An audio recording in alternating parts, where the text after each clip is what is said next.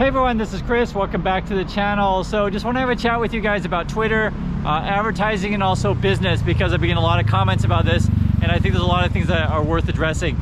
So number one, what's the deal with Elon Musk subscription thing? So my understanding is, if you look at something like YouTube, about 3% of their users sign up for the Prime service. I think YouTube has something like 2.6 billion users. It's really quite a lot. Now Twitter, on the other hand, would probably need anywhere, I mean, it's anyone's guess, but I'll just say maybe 10 to 50% of their users to sign up for their premium service to keep that company afloat, assuming they maintain some of their ads.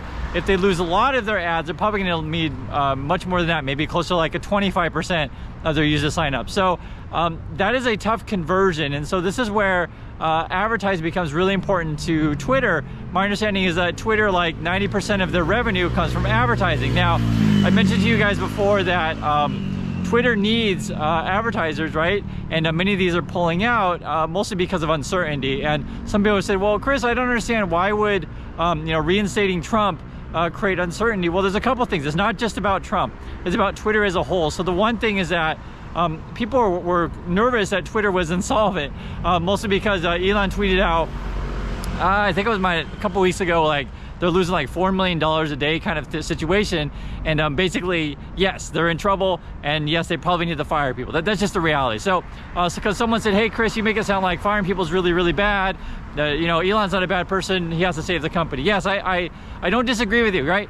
If the costs are way too high, you're losing too much money, you got to do something, right? However, the thing that that we're all kind of watching, for those of you who are Elon Musk fans and just think I just hate Elon, which is not true. The things that we're all watching is that the firings don't seem to be planned. They just seem to be kind of like firing people haphazardly very quickly. The simple example would be they fired a bunch of engineers, and then later it's like, oh crap, we need these to come back. And so they like email them and say, hey, can you come back? That kind of thing. Or they fired the badge people, and they turn out, oh my God, we need those people to come back, right? So it just turned out to be haphazard. Another thing as well is like, we had that whole interview situation where they said, hey, do a couple of screenshots of the code that you do, and come interview with me, Elon Musk, and we'll decide whether or not you're worth keeping. The one thing that I think is important to understand is like, it's not just about free speech and stuff like that. Sometimes people are like, hey Chris, you just hate free speech, therefore you must hate Elon Musk too, because he loves free speech. You guys, we're talking about running a business, so that's why I always try to keep it like, let's focus on eyes on the prize, right? Running a business. To run a business, right, you bring in money, you got to pay money to like keep the business operation, and you hope to make a profit. So one of the big concerns is that, yes, they're losing money. Elon Musk comes and fires a whole bunch of people, okay? And you're kind of like, okay, so is Twitter gonna crash? Is it not gonna crash? And so then advertisers are like, you know what?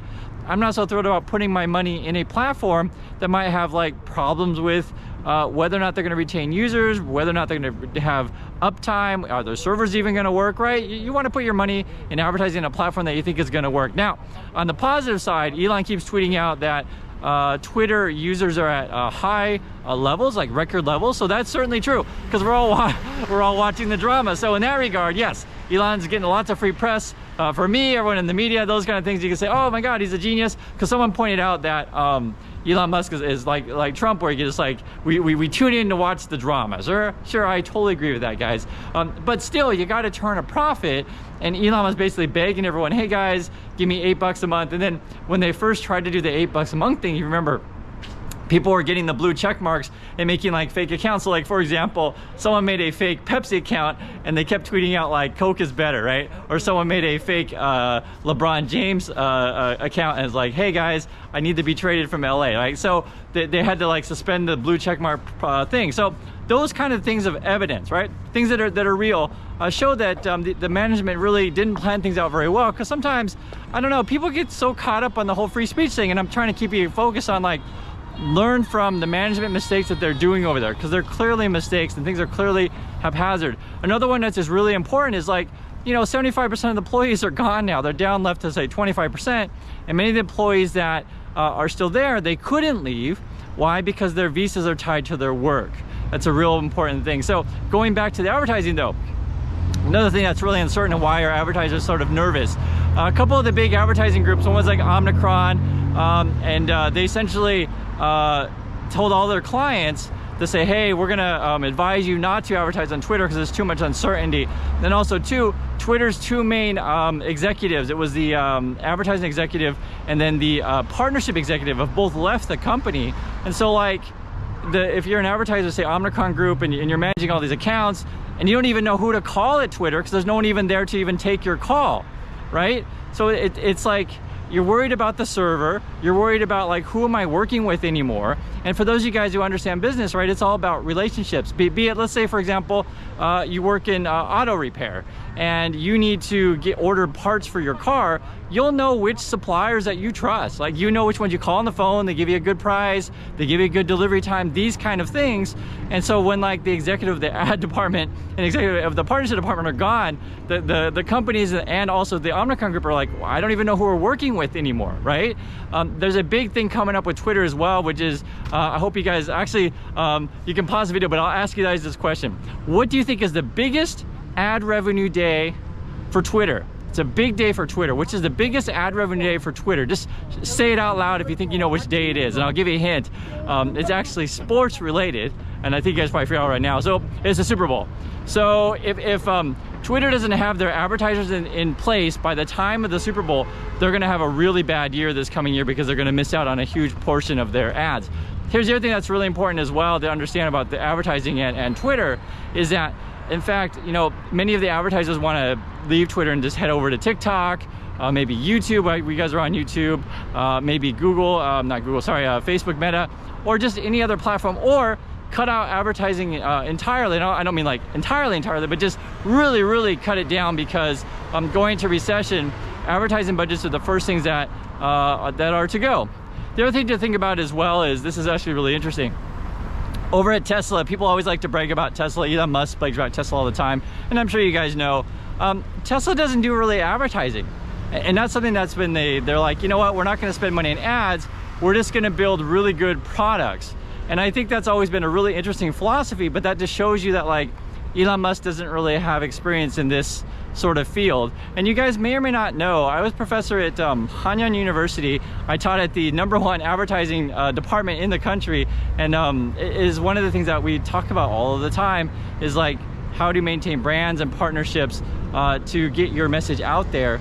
And the big concern about with Twitter is that, you know, brands just aren't sure, is their message going to match what's going on with Twitter? Say like, if you have free reign of, you know, free speech everywhere, right? You can tweet out whatever you want. The kind of messaging that would appear next to someone's brands may not necessarily be appropriate. And I get it, some people are free speech abolitionists, you can say whatever you want, post whatever picture that you want, but I hope you just understand that sometimes people post things and pictures that are not suitable for children. I hope you get that.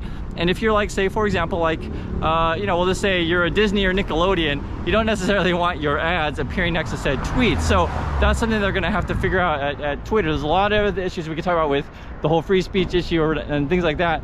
My personal opinion is that you have a right to think whatever you want, you have a right to say whatever you want, right? But in a private company, private companies can do whatever they want, okay?